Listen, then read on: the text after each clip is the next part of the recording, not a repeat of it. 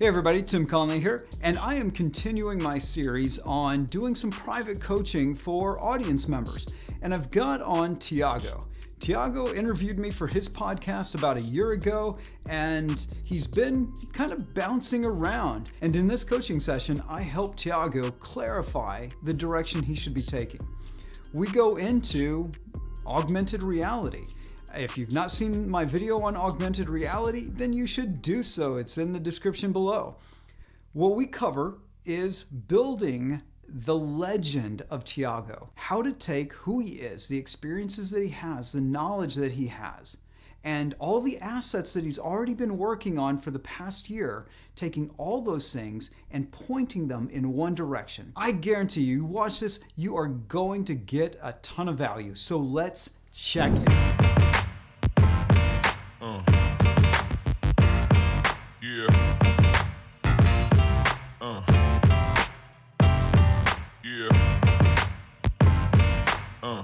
Yes, so my name is Tiago. I'm Portuguese. I worked for 8 years at the at Google headquarters here in Europe, in Dublin, Ireland, as a Google Ads consultant for large clients, consulting them in how to use Google Ads in a better way to really bring some return on their investment. Okay. But I was also a operations consultant.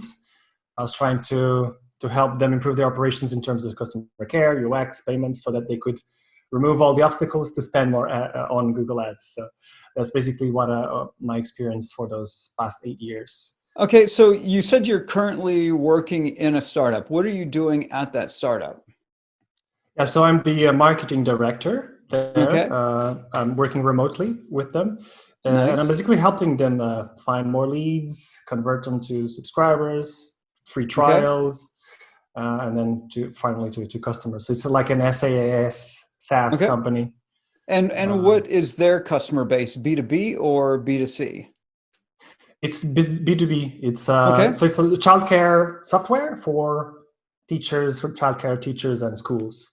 So are these like private institutions or is it government institutions then, if we're talking about teachers? No, it's private and semi-private, not public institutions, because those are super disorganized and we wouldn't be able to work with them. Yeah, just trying to figure out, like, because if you had like a government component, that makes things a little different. For anyone watching this, you and I, we spoke how long ago? A year ago? You had me on It was in May, yeah. Yeah. Or So June, something like that. so some time ago, I was on your podcast and we've talked, and you were wanting to work with local businesses, small local businesses, and so I didn't want to discourage you at that time, but today I'm very willing to do so. So why that? Why that? Because there was no big specific reason. I had all that knowledge from the Google experience, and then I heard Miles was giving us ideas of how to find ways to capture the attention of small business through Google My Business. So and I found this cool offering, which was like review management software, which would easily capture the attention of those business owners, because your reviews are super low, you're losing clients because of that. Right. So I thought that would be an easier entrance than to just be one more agency, Right. It was nothing super strategic. I'm kind of all over the place, so to say. Okay. I started that podcast to interview entrepreneurs, not just local, but also international, like yourself. It got me some cool exposure already, like the Oprah effect, like you were saying. Right. But it's still a bit generic, right? I'm seeing, I'm interviewing all these big shots, entrepreneurs, specialists of marketing, business strategy, etc. But who is Tiago? I mean, he's talking to these people. He must be someone, right? Exactly. But I still don't have an area. I'm still not the guy to go for a specific topic. Also, I have a blog that I started while I was still at Google. I tried to grow content there to get some traction. And I grew an email list. So up to now 1,000 subscribers, which are Local business owners, yeah, because I was the lead magnet was about how to optimize your Google My Business, to start getting some more Right. calls. Yeah, so I have those two assets that I've been creating, but just purely giving content didn't grow that much. The podcast is only 370 subscribers, 3,500 plays on podcast platforms, and yeah, those 1,000 subscribers on my email list.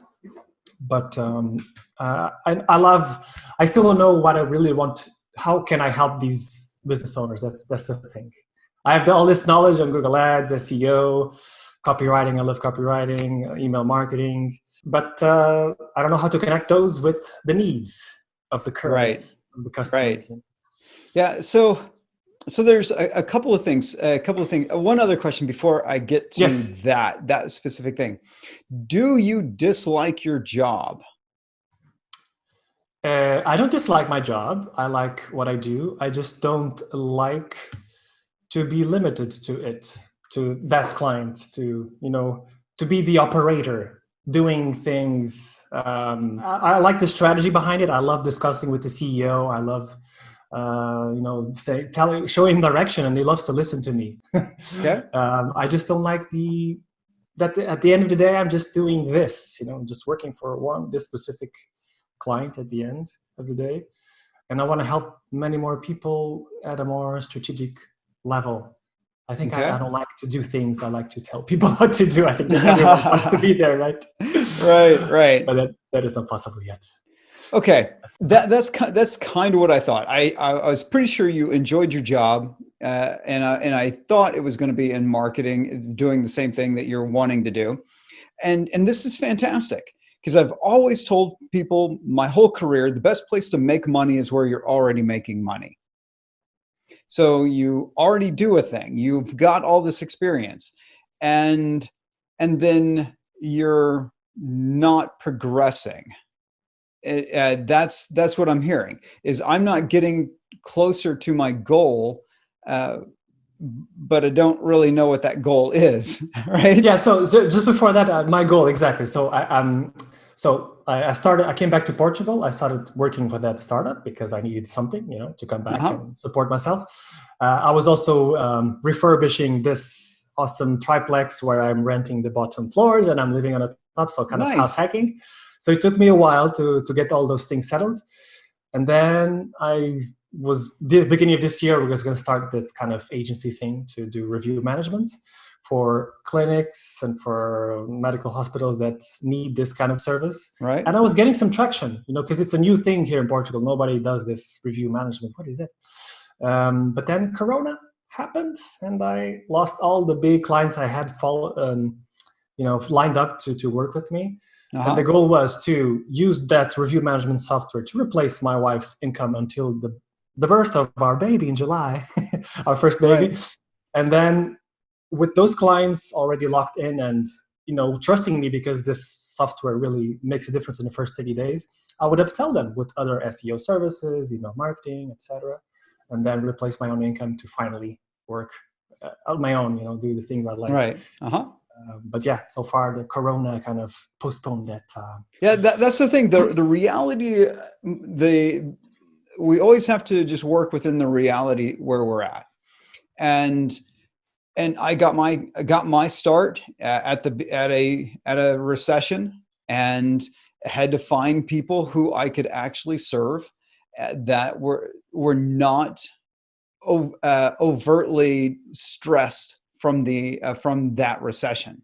Like they still had money, they still had clients, they still had some opportunity. What I've been thinking, knowing kind of what we were going to be talking about, was instead of forcing yourself into doing like reviews and things like that, why not take like a bigger approach? Do you know who Noah Kagan is? No. Have you heard? Okay. So how about Ryan Holiday? Yes. Okay. Holiday, I do. So Ryan Holiday and Noah Kagan. Noah Kagan has a company called Sumo.com. He started AppSumo. So he started those after having been a marketing guy at, I think, Facebook and Mint. So he did these marketing things at these places. Then went on and started something new. Ryan Holiday, he was marketing director for American Apparel. He was doing marketing for, at the time, the famous Tucker Max and a few other things.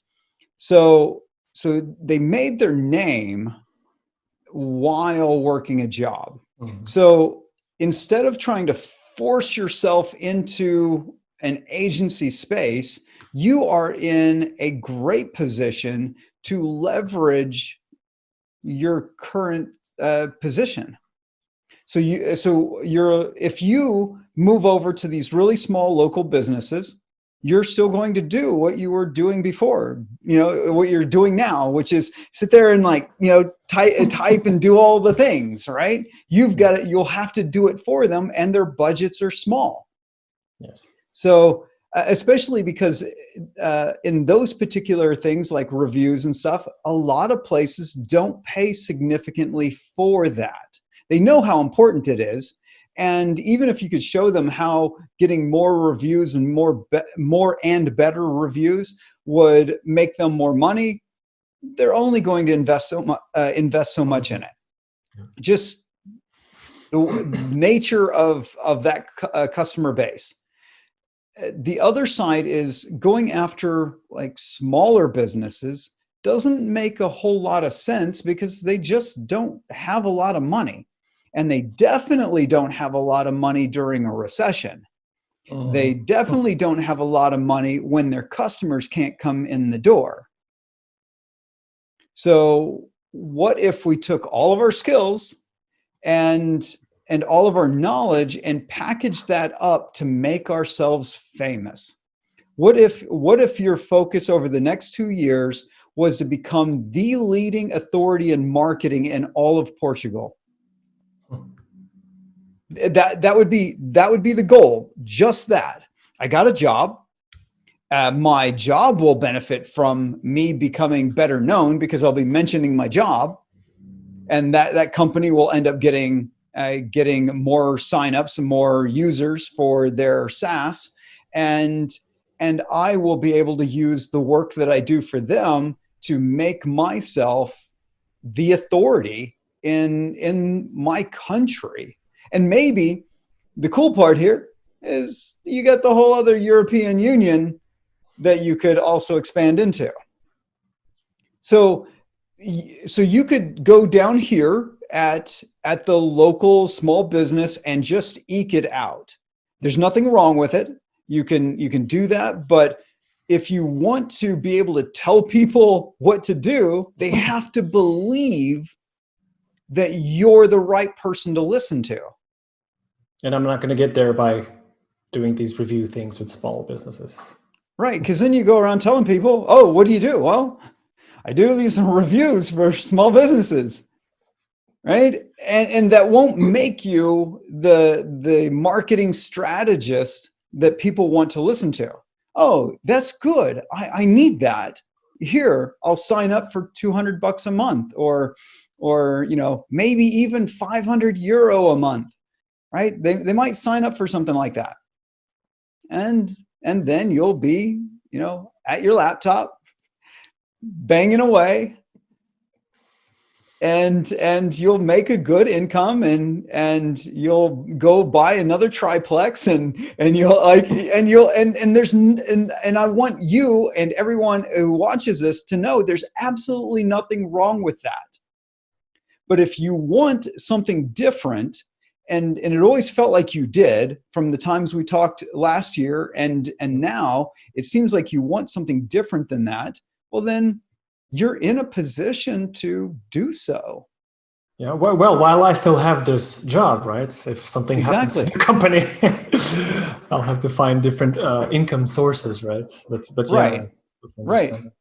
You would, but if you really hustle and you make a name for yourself around SaaS marketing, finding another SaaS company that is in need of a marketing director or even a marketing strategist or a marketing consultant, should be possible. But if they think, oh, all you do is local reviews, well, then that's not going to happen. Right? But if you focus on, I'm at this level, my job puts me at this level. And instead of starting an agency that puts me at this level down here, right? And then you have to work your way back up to just where you're at right now. That's what you're trying to do. What I'm suggesting is you're here, work up from there. Don't go below that and work your way up to where you're at now. Yeah, it makes total sense. It's not easy, but neither is the way you're going about it. Going after the small businesses, trying to do that stuff is not easy. It always sounds nice, and this is where you get advice from Miles Beckler, a good friend of mine. Where he and I diverge is I have seen the agency space for 20 years, and all the people who do the low stuff, they hate it within a short amount of time. They just literally hate it because the money's not good. The clients disappear a lot. Even if you get them amazing results, they'll leave. They'll just stop working with you. They'll just, for some reason, decide, well, I'm not going to spend any more money on that thing. I'm going to go spend money on this other thing that may or may not make me any money, and just quit working with you. It's like, but why? We're making money and you're getting better, and like, oh, I want to just try something new. And they will make those completely irrational emotional decisions and drop you. Mm-hmm. So bigger companies will drop you also, but they do so because they've done some math before they drop you, right? They look at the ROI they get from you. They look at how enjoyable it is to work with you. They look at the other person who's offering to do the exact same thing you do, but for cheaper, and decide whether or not they want to make that cost savings. Usually doesn't save them any money, usually doesn't make them any more money, but they'll do that before they leave you. That path of going after the small business, it sounds easier because those people are easier to connect with. It's easy to just walk up. Well, you can't walk up to them today, but in a few more months, you'll be able to walk up to people again and just say, hi, I'm Tiago. Let's talk about your marketing. It's definitely super easy to get to the decision maker. Yeah. Yeah, it's super easy. And guess what? There's a million other people going after that easy to get to decision maker. It's like, I want to be lazy. I want to go the lazy route, and it makes it more work for me by going that route. There's a saying about like making, I wish I can't remember it. It's about something about doing the hard thing today makes the future easier. Doing the easy thing today makes the future harder. Right? That's why I'm against the go after the really small local business that's going to give you a couple $100, because the easy path is they don't know anything, and that means I don't have to know much either. And then they are easy to get in touch with, so I don't have to work hard to get in touch with them. But that also means they don't have any money. They are going to be inundated with a million other people just like you who don't really know anything, who will make big promises. But see, that's what you're competing with. The great part is you're not somebody who doesn't know anything. So why would you start where all the people who don't know anything start? Yeah, that's true. You've heard me talk about the leapfrog theory, right? Mm-hmm. Right. So everybody believes when they start at zero, they have to work their way through the herd. It's like jostling for position. Hopefully someday someone will anoint me an authority and say that person's an expert and should be allowed to move to the front of the herd. And it doesn't work like that. The life does not work that way. And so you are in the middle. We'll say you're in the middle of the herd, and instead of jumping to the front of the herd, you're going to the back and choosing to work your way back through it. Yeah, I think it's purely with that mindset that I want to stop working for others. But it seems to be the faster, easier way to do this small business owner. But in the end, I think, as you say, it's going to make my life much tougher right afterwards, right? Oh yeah,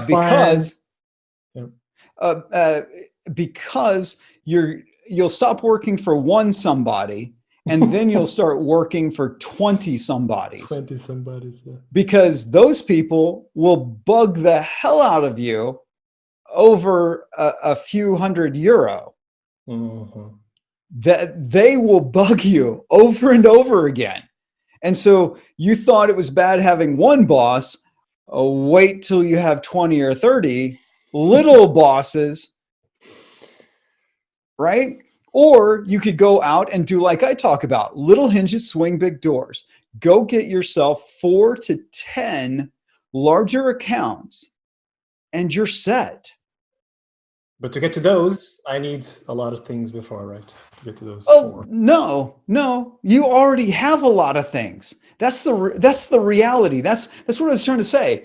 Instead of jumping to the back of the herd, you're already in the middle. You already have skill sets. You already have advanced skill sets that other people don't have. So you can just use those. You just got to learn to communicate those things to the right people. I already have kind of some assets, right? I have my email list that is waiting there, but it's just small business owners, so it's not the right target. And I have the podcast running. I mean, it gives me already some authority because I'm connecting with these big shots, right? So I'm kind of borrowing that authority. Now I just need... you need proof. To communicate better. Proof. Right. Proof. So you have a job where you are doing marketing thinking, not just marketing work, but actual marketing thinking without divulging your secrets, any trade secrets that could harm your business, the business you work for. Divulge as much as you possibly can. Create a case study about your job. Create a case study about what you did for Google. I know you probably are still under the NDA with them, so you can only say so much, but you can still say certain things, that will not harm, go counter to that NDA. And so anyone listening, non-disclosure agreement. Mm-hmm. Google makes everyone sign like, how big was the document that you had to sign? Was it big? Was it a big one or one of the smaller ones? Big enough not to make me not read it all. Yeah. Right. Exactly. So you can divulge some information from working there without running afoul of that NDA. And so why wouldn't you make a case study of that? Noah Kagan, I think he made like a Facebook case study. He made a Mint case study, and he didn't work at either of those companies for very long. So that's the reality. It's more myth than actual reality. So because he didn't work there all that long, so he couldn't have accomplished amazing major things in the short time he was there. But he created case studies around it. And that made him well known. Neil Patel, do you know who he is? Yes. Okay, so Neil Patel has more legend than reality also. Several years back, I think you should be able to find it on archive.org. You could go back maybe 4 or 5 years ago, and you'll see case studies on neilpatel.com of how he helped big name publications and stuff. He helped those companies with their SEO. As I believe, and I may be misspeaking here, but I believe he didn't get paid any money from those people. He did it for free, but he was saying he did this for these bigger companies, but he gets paid $100,000 to do SEO. Big company, I say I get paid $100,000 to do SEO. I did not say I got paid $100,000 from those companies to do SEO. Okay. Then people started hiring him for $100,000 because he had the case studies and he had just, I'm going to charge this amount. So the case studies gave him the authority, it's like, I can prove my expertise because I have these case studies, and here's how much I charge. Yeah, I'm not leveraging enough. Definitely the Google thing, the Google story, and my current company. Yeah, exactly. So what's the myth of Tiago? What is the myth? Yeah, that's what I have to work on. Okay. Yeah, crafting the legend that is Tiago. Would you say that I should start making videos about my background, or where should I start, to get that kind of going on? So, well, first, just to organize your thoughts, that would be the very first place. Actually make a marketing plan. And I know, crazy, right? Marketing guy makes his own marketing plan. And then executes it. Like, that's where you would actually start. Like, don't jump to, I'm going to do video. Like, well, you don't even know what you're going to talk about in the video. Right? A video is great because it's high fidelity. But case studies do better in written form. Big, long, lots of pictures, written form. Graphs and charts and make it 6,000 words. Like, really dive into this case study because it highlights your thinking. It gives you social proof because you'll be able to show, here's what I've accomplished by, I thought it, I did it, I accomplished it, right? That's all a case study is. And it gives you that opportunity throughout the entire case study to say, I thought this, I did this, and this is what I accomplished. And then you do that over and over again. Well, you could do one giant one for your current company, and you might, but it'd be better because you're still currently working in it to make multiple case studies. Here's our SEO thing. Here's what we're thinking and doing SEO wise. Here's what we're doing over here and thinking and achieving on this thing. The company Buffer? I don't know if they're still in operation. They might be, but Buffer, they started off their blog all about their thinking and their approach to marketing their own business. That was most of their blog. It wasn't how to use the app. They had some of those because, people need to know how to use the app, but most of it was all about, well, here's how we're trying to grow our business. And so you could actually create content for your job that also makes you an authority. So you can do it there, and you can do it on your own blog. And then if you want to, you're doing your podcast, well, then you get your boss on your podcast. Talk about the company. Talk about where they're going. Makes sense. To kind of because the myth is not established. Indeed, I'm the marketing guy, but it's like we're doctors, right? We do as I say, not as I do to myself. Yeah, the doctor telling you to quit smoking as he's outside smoking, right? Exactly. So I think this all this pandemic situation will help me kind of organize my thoughts and not go through the local business path. That would be one step back, as you say, right? Working like more. you could, okay, so let me counter this because, Mhm. and for you and anyone watching, the reality is there is no singular path to success. There is a million and one ways to be successful. It's one of the reasons I don't really like working with newbies, and I try to keep my channel away from newbies, is because they want the one path, because they just want to be lazy. They want to be lazy. They don't want to work. I don't want to think. I just want to make the monies. Just give me the monies. I don't want to do anything else. Well, the reality is I have a path to success. It's not your path to success. My path is singular. Your path is singular. But there are a million and one ways of different paths. You just got to find out which one suits you. And you may find you go down one path and go, oh, this one doesn't really work for me. I'll take the next turn and go down that path. And then you find, oh, this one's kind of working, but not quite. And then so you take another direction and you go that way for a little bit. And then eventually you're like, oh, I'm actually on my path. Someday you'll look back, you won't know it because you'll be sitting around not having a lot to do. Well, for you, it'll be you haven't slept in 3 days because your kid's been crying in the middle of the night. And you'll be like, oh, I'm actually on my path. Right? Yeah.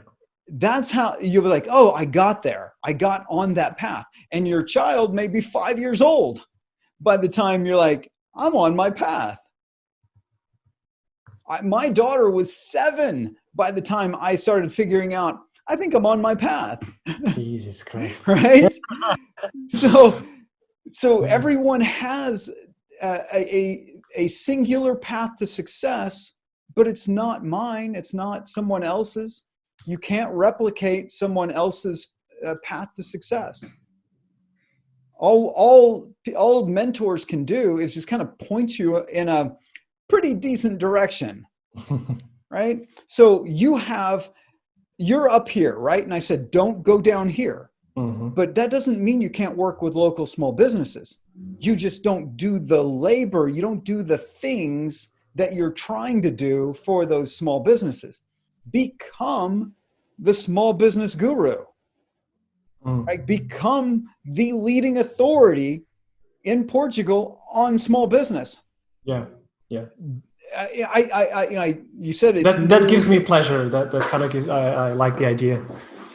Right? Because I'm also helping the community, right? So that's something that resonates. Yeah. So you don't have to do the basic. Most of the gurus will tell you go after those small businesses and do menial marketing work for them because it's the easy way. Well, you've got real abilities. You can take what you have, package it up, and become the leading authority on small business in your country, and maybe even potentially in the EU, right? It works in the United States. I don't know if it will in Europe. I've not actually done any research on that. But in the United States, there's 1,000,001 experts on small business. And they do speaking engagements, they do books, they do courses, they do a whole bunch of things. And they don't do any labor for those small businesses because there's no real money in it. There is if you build a certain type of company, but it's really hard to build that company. So it's help them at scale, basically, right? Not going to the trenches and doing things for them. Yeah, just slogging away, competing with everyone else trying to do the exact same thing you're doing, and just leapfrog. Like, okay, I want to help small businesses. Why don't I help small businesses at this level instead of this level?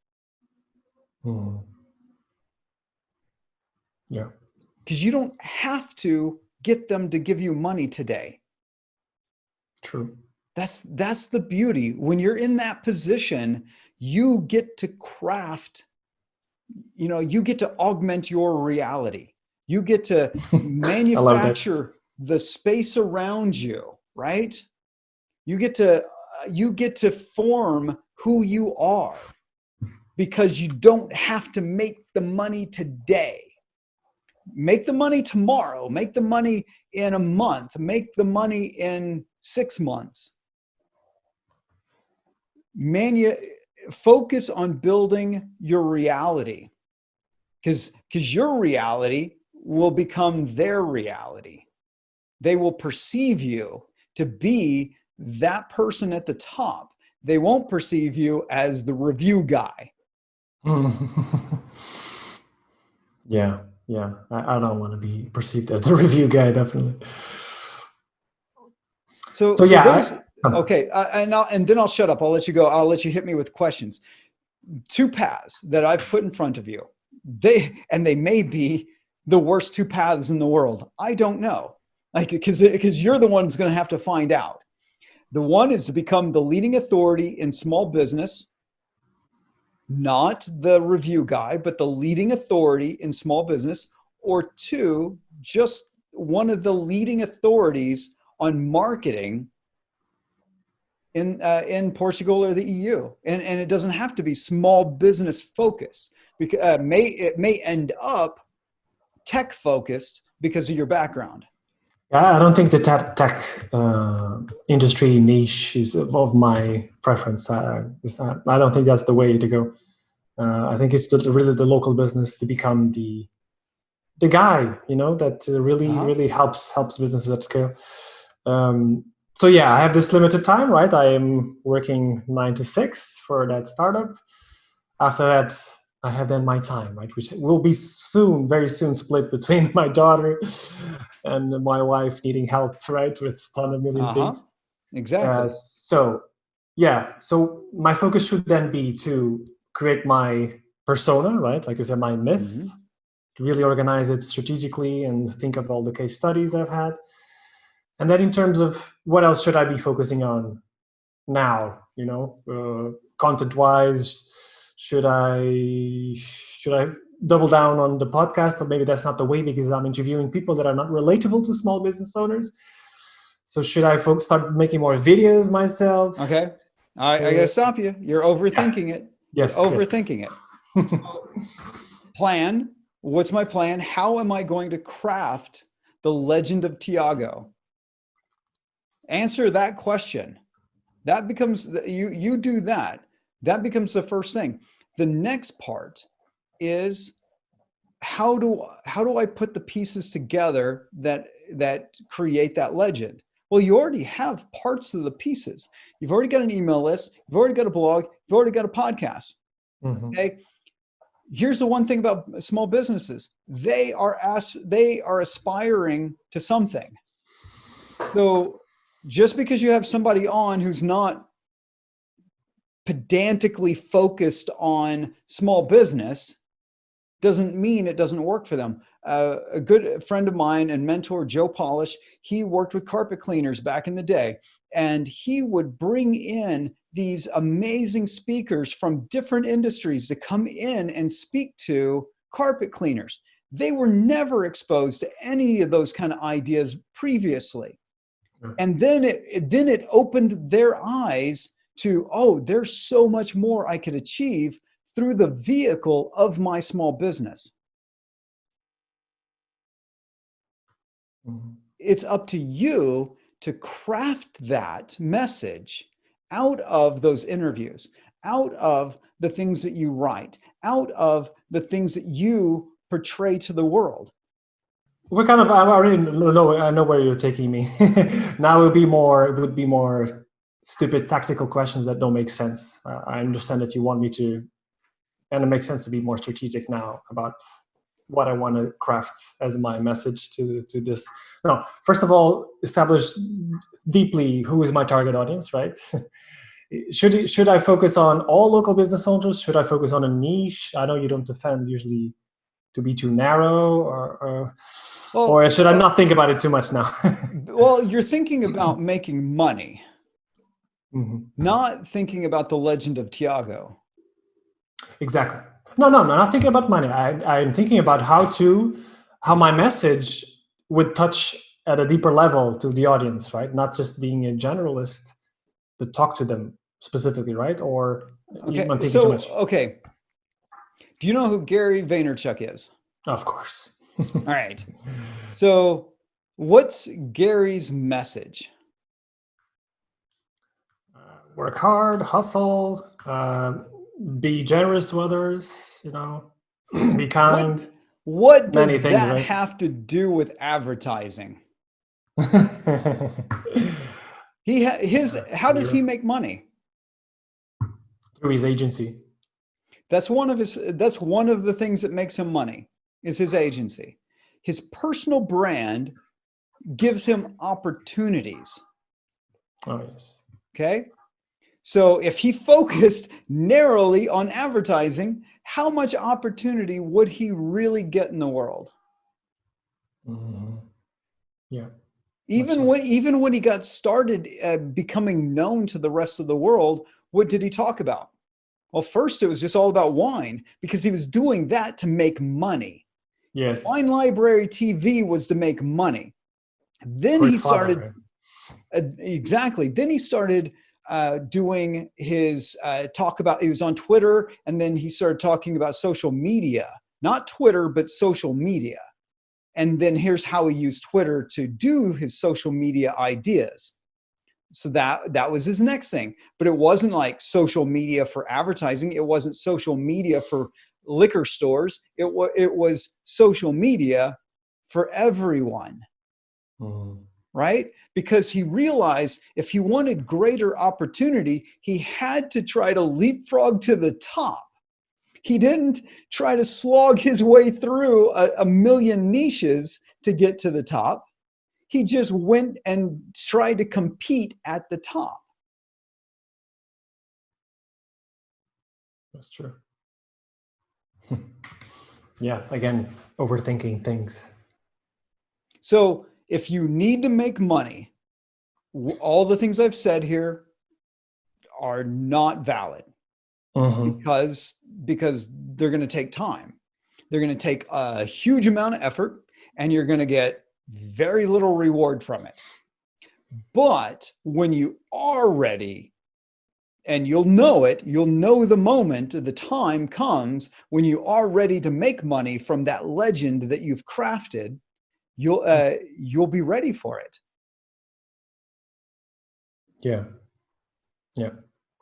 It will just start making sense, right? Instead of me trying to guess now, things just. I understand what you're saying. How do you think you'll know? By trying different things, right? So, nope. I mean, no. Nope. You will be trying all those different things. That'll be the process of trying to become one of the top people. You'll know when you're ready because people will be asking you to do work for them. Yes, exactly. Can you do this for me? Yeah, that's how I make money. People ask me to do work for them. I don't do cold outreach. I haven't done cold outreach in forever. People come to me and ask me to do work for them, right? That's how it works. Like when you become a legend, then you start getting opportunities brought to you. You don't have to go digging up opportunity. But if you need to make money, you better bust out that pick and shovel and go dig up some opportunity. Yeah, definitely.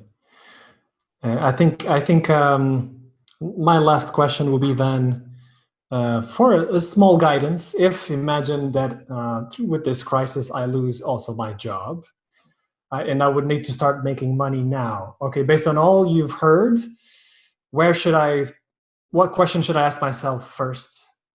Where to start making money, basically.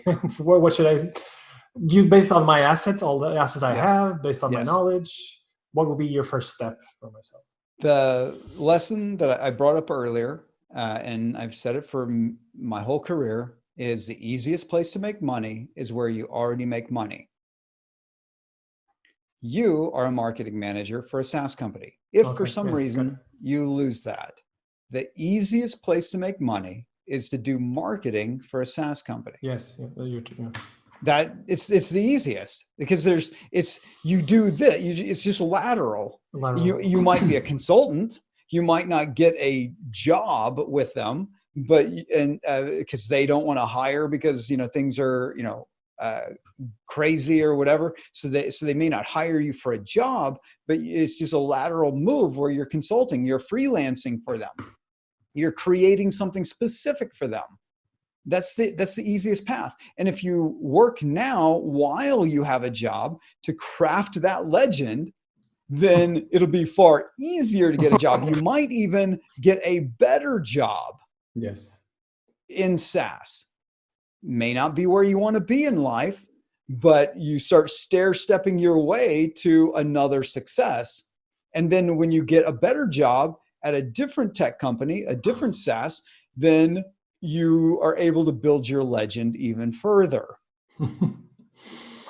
It all comes down to your myth. It makes total sense. I mean, I've been subconsciously building it, not super organized in an organized fashion, but now I know that's the way to go. That's the only way to go. 30 days, you can surround yourself with the necessary credibility indicators to be seen as an authority. A leading authority, maybe not, but an authority. Because all you need is a few case studies, you need a few testimonials, and that's it.